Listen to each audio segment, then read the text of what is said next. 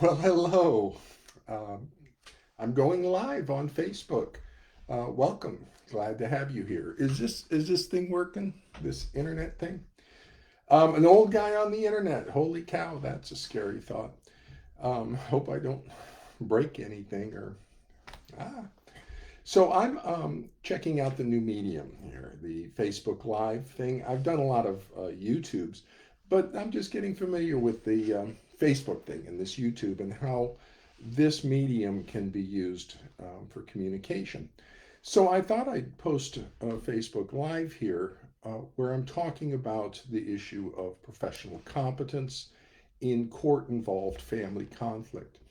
Now, I'm not going to take any questions or anything because, my goodness, it's so scary for psychologists to take questions on the open internet. Professionally dangerous. So I'm not going to take any questions or anything, but I am going to just sort of yap at you for a little bit about professional competence. Now, um, this is a very problematic domain for me, the issue of competence in forensic psychology, because they're not competent, and that's a significant problem. They don't know the established knowledge of professional psychology. That would be attachment, family systems therapy, personality disorders, complex trauma, child development, self psychology, and the DSM 5 and ICD 10 diagnostic systems. They don't apply any of that knowledge, which is a violation of Standard 2.04. And the reason they don't apply it is because they don't know any of it, which is a violation of Standard 2.01. Now, up until now, I have been kind of focusing on the violation of Standard 2.04, the bases for professional or scientific and professional judgments. They are in violation of that because they don't apply any knowledge. But more fundamentally, the reason they don't apply knowledge is because they don't know it. They don't know about the attachment system, yet they're treating, assessing, diagnosing, and treating attachment pathology. They don't know about family systems therapy, and yet they're assessing, diagnosing, and treating family conflict pathology. Same is true for personality pathology. They don't know about that, and yet they're treating it or assessing it and diagnosing it. They don't know about complex trauma, yet they're working with complex trauma in this court-involved pathology. They don't know about child development, basic stuff about child development. Edtronic, breach and repair sequence. They know nothing about that, and yet they're working with children, and they don't diagnose any pathology. The ICD-10, DSM-5, and in healthcare, which mental health care is healthcare, diagnosis guides treatment all the time. And so the treatment for cancer is different than the treatment for diabetes. So diagnosis kind of guides treatment. So, oh, here's my cat. This is Mr. Pippins, my cat. He'll kind of hang out with me here. So diagnosis guides treatment in all cases in healthcare. Imagine going to your physician. You have a physical problem. You go to your physician and say, I have a problem. And the physician says, okay, we're going to start a round of chemotherapy. And you go, doctor, do I have cancer? And he says, I don't know. I haven't diagnosed you. We're just going to treat you without a diagnosis. That's insane. Diagnosis guides treatment, especially with this pathology. Holy cow. A shared delusional disorder. That's kind of important to know. Because if you believe the delusion, you're part of the pathology. And so you need to make that differential diagnosis. Is this a thought disorder, a shared delusion, or is this an actual valid fears and concerns? And if it's a delusional disorder, not only does that influence, the diagnosis, it's going to influence the treatment, but it's also important and relevant information for the court that this situation is a persecutory delusion. It's and the court should understand that, but forensic psychology never tells the court anything about diagnosis, and they never diagnose a pathology. So that's a problem. Now, here's the situation with professional competence. Now, I came to this field off of being a clinical director. So it was a big 3-university project. We had Loma Linda University was supplying faculty and trainees in sensory motor and occupational therapy. University of Redlands was providing faculty and trainees in speech and language. Uh, and Cal State San Bernardino was providing faculty and trainees in psychology as well as the clinical staff. And I was heading up the clinical staff. And so that's where I come from.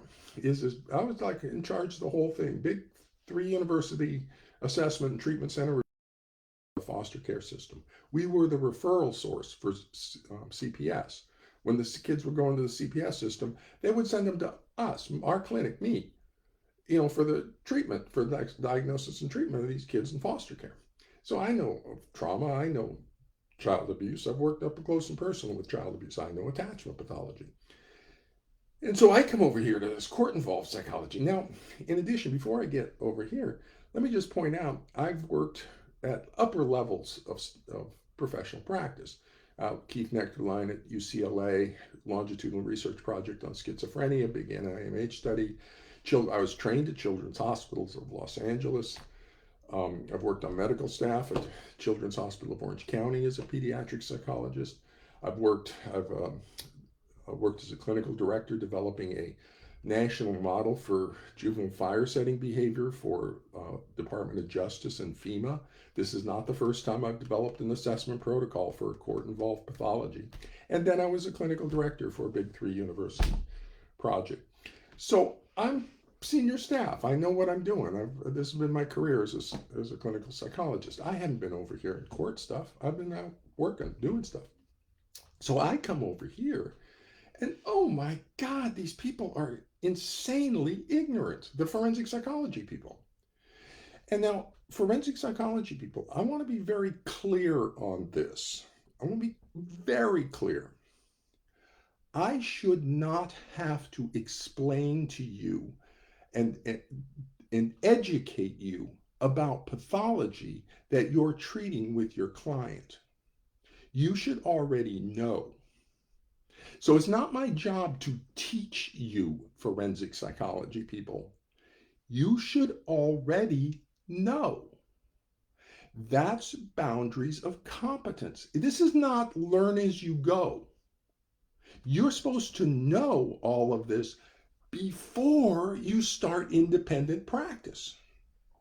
So that means you're supposed to know all of the attachment system. And that's another important point. What is competence? How much do you need to know to be competent? The answer is everything. This is healthcare.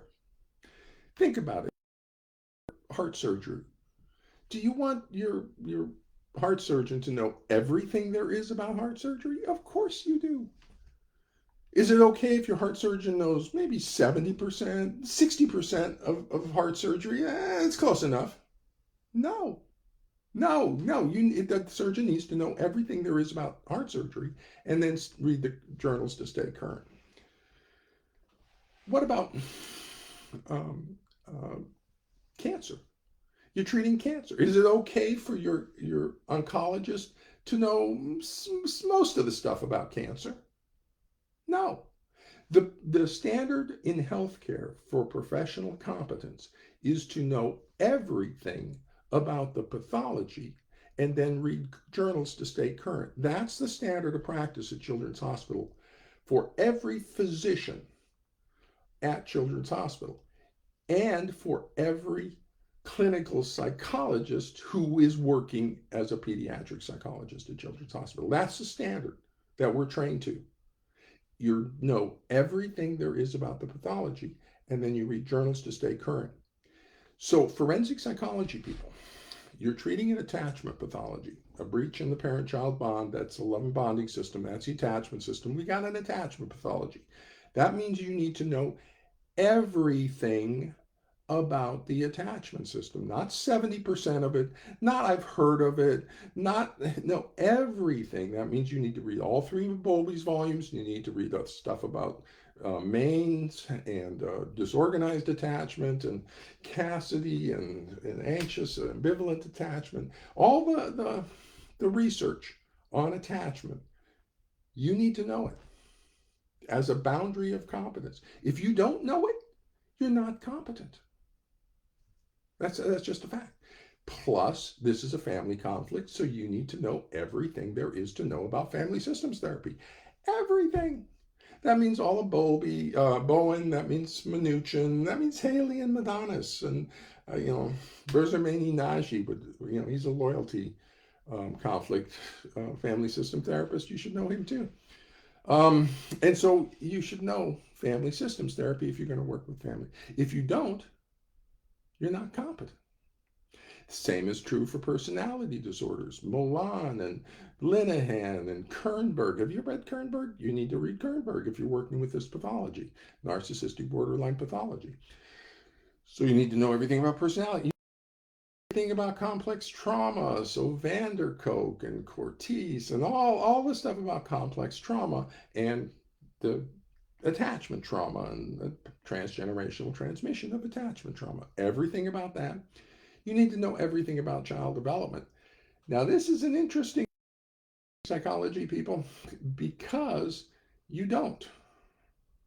You don't know anything about the brain development of the child during childhood because that knowledge comes out of early childhood. I know all that stuff. I know how the brain develops because I have early childhood specialty. You don't.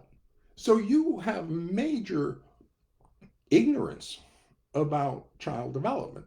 So about how the brain is working and operating and developing in childhood, specifically how the brain neural networks develop mediated by the parent-child relationship. How does a parent-child relationship foster the brain systems, and what brain systems? Emotional regulation, identity, all these other memory kind of brain systems.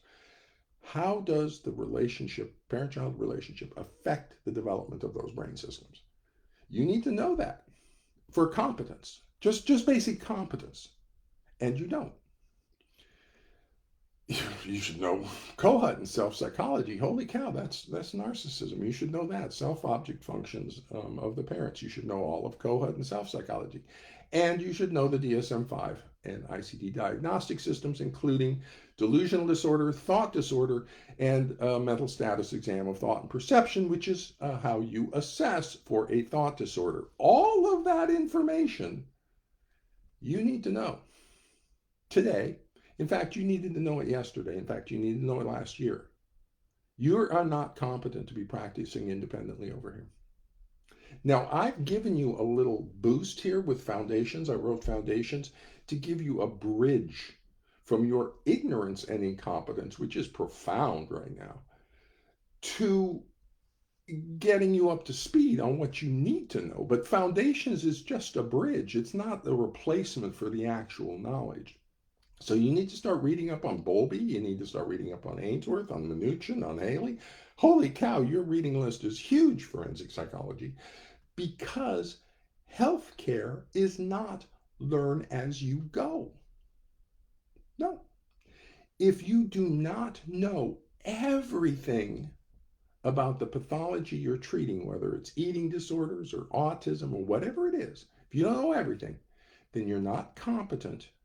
You need to go read, take classes, get consultation, get supervision until you do know everything there is about the pathology.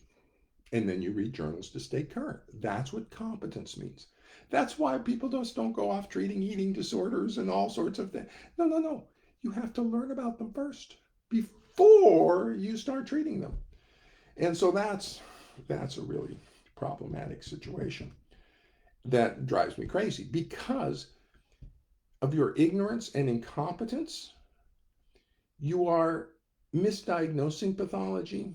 You are not identifying correctly the pathology. You are believing a shared delusion, which means you become part of the shared delusion, which means when that is child abuse, you are part of the child abuse. Oh my goodness, you, the forensic psychology people, are child abusers because of your ignorance. And that's just That's just bad. Okay, that you deserve to lose your license. You're abusing children because of your ignorance. And the thing is, the reason you're so ignorant is because you're flat out lazy. That's all there is to it. I published Foundations in 2015. You could read Foundations. And I gave a whole list of things you should know. In Foundations, I listed and said, this is what you should know. It's like in the back, and the boundaries of competence. And then um, the, I should not have to teach you. I have a list of my reference list for ABPA. I posted it to my website. Now, personal reference lists, those are kind of personal. I mean, like, that's all my research, and I got all the quotes and stuff. But I put that up on my website. Thanks. Well, you're welcome to all the graduate students. But I put that up on my website. You need to read that, forensic psychologist. Every book and article on my 40-page reference list, you need to read that book and article because I am your standard for basic competence. If you don't know as much as Dr. Childress, you're lazy and you're incompetent. That's a fact because I'm your standard. And so you either need to know as much as me or more than me. If you know less than me, you need to go take classes, you need to read books, you need to get consultation, and you need to get supervision. But you do not qualify for independent practice if you do not know what you're doing. Boundaries of competence, standard 2.01. This is not learn as you go.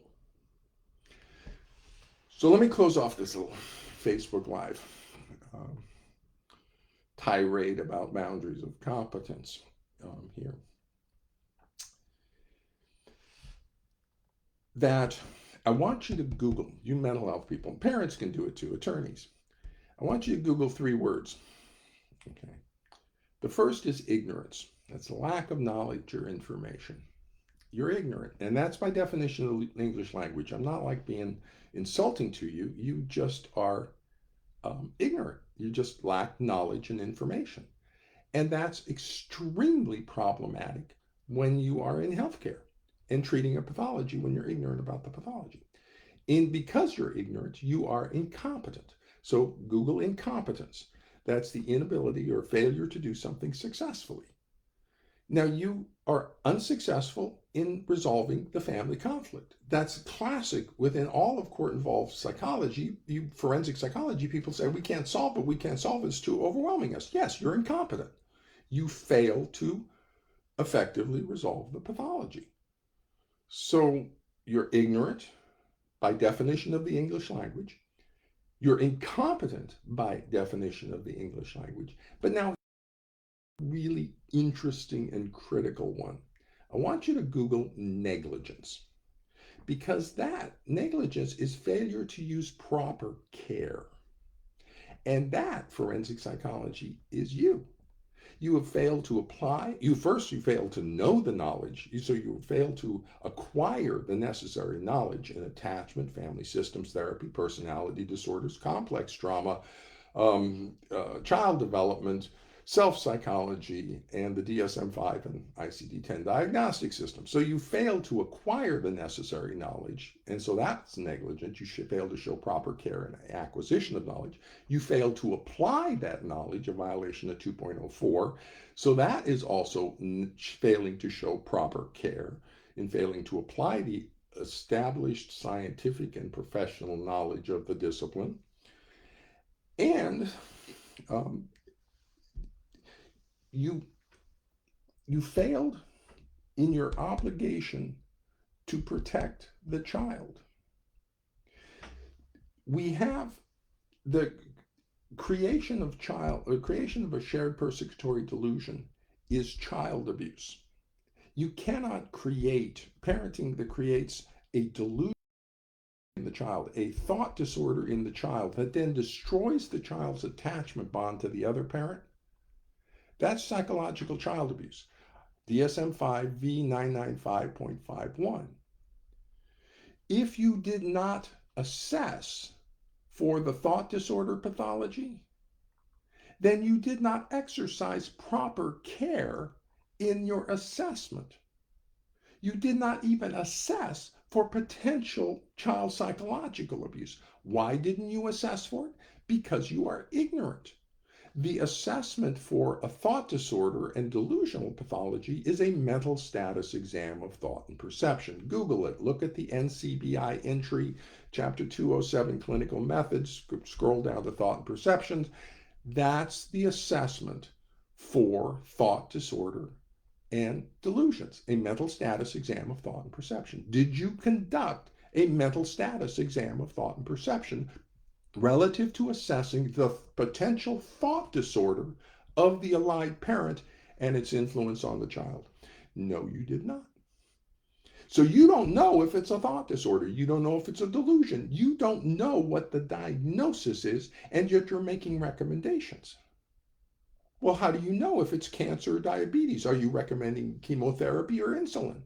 You don't know because you have not made a diagnosis. And I would say you misdiagnosed the pathology because you haven't diagnosed it. That's a misdiagnosis.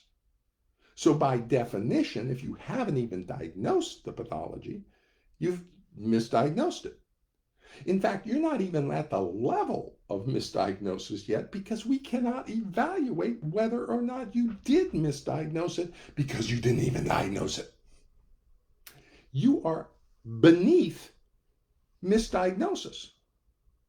I don't know how you can practice lower than misdiagnosis, but you have accomplished it because you give no diagnosis and yet you give recommendations based on God knows what. So you fail to protect the child. You fail in your duty to protect the child because of negligent incompetence and ignorance. That you're just lazy. There's no reason you haven't read Bowlby. There's no reason you don't know Mnuchin. There's no reason. These are people from the 1960s and 70s and 80s. This is not new information. Standard 2.03 says you have to keep current. Holy cow, you're not even up into the 20th century yet, forensics people. So, if you believe the delusion, you are part of the shared delusion. You are part of the pathology. When that pathology is child abuse, you, the mental health person, become part of the child abuse.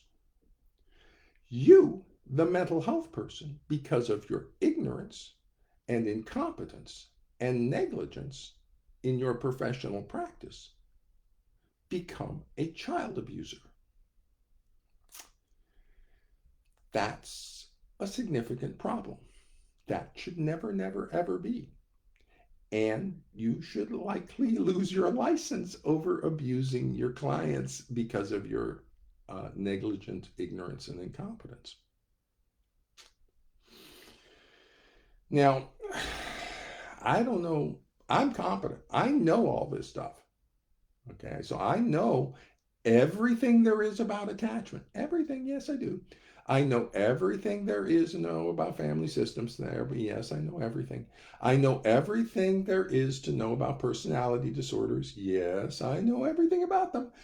Everything about complex trauma, yeah, everything, all the brain stuff, all the little chemicals that are going on and stuff. I know it all. I know everything about child development. Oh my goodness, child development. I know everything about that. I can tell you how the little brain chemicals work and gating mechanisms and how like little chemicals go back on memory and go back up to the DNA and stuff. And I can tell you everything. I know everything about child development across a lifespan.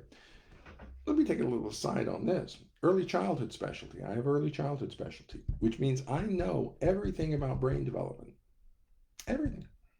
Everything about brain development childhood, I know it. That means I know everything about brain development in the first 3 months of life in terms of cognitive development, language development, emotional development, relationships, memory, sensory motor, just all the different systems. I know how each one of them is going to mature across the first year at 3 months, and then what happens at 6 months, and what happens at 9 months, what happens at 12 months. For each one of those systems, language, cognition, emotions, identity, all and how they're all integrated. So not only each individual, but how they integrate. And at 3, 6, 9, 12 months, and how they keep changing. And at 18 months, and 24 months, and 36 months, and 5 years, and 7 years. I know everything about child development. Holy cow, because I'm competent. And I know Kohut. I'm not a psychoanalytic guy. That's not my specialty in humanistic existential family systems, but I know Kohut because Kohut's relevant. And then I know the diagnostic systems. I know how to do a mental status exam. 12 years I worked at a NIMH research project on schizophrenia where we were trained every year to clinical and research reliability in the mental status exam of thought and perception. I know what a delusion looks like. I'm probably one of the most well-trained people on the planet in terms of what delusions look like. And I know a thought disorder. I know how to do the mental status. I know how to pull it out. I know, and you don't make the diagnosis of delusions based on history. You actually, in the clinical interview, you pull out the delusion, you take a look at it. You can look at it all sorts of ways you want. You poke at it, and I can rate it. I can rate it on either the brief psychiatric rating scale, a 7-point scale, or on the PANS, positive and negative symptom scale. And so not only do we take it out, we can rate various factors and qualities of it in our clinical interview because we're looking at it in our clinical interview. The mental status exam, the mental status exam of thought perception. I know how to do that. You don't. I am your standard for competence. So for all mental health people, I should not have to educate you in order to have a professional level discussion with you about your patient care. If I have to educate you in order to have a professional discussion with you about your patient care, you are not competent for independent practice. You need to go take some classes. You need to read. You need to get consultation or supervision until I don't have to educate you anymore in order to talk about your patient care. That is a fact. Psychology has let this field over here in court involves decay to nothing. There is zero knowledge applied, no transference, no countertransference, no behavioral psychology, no functional behavioral analysis, no applied behavioral analysis, no stimulus control, no behavior chain questions, no family systems therapy, no cross-generational coalitions, no emotional cutoffs, nothing, no cognitive dissonance, no breach and repair sequences, nothing. That's not competent. That's ignorant, incompetent, and negligent because you're massively lazy. So we'll see what happens with my Facebook. Dr. Childress has gone Facebook Live. We'll see what happens here. Hey, say hello to the world, Mr. Pippin. You're a star now. So this should be fun. I look forward to doing more of these. How do I turn this off? Bye-bye.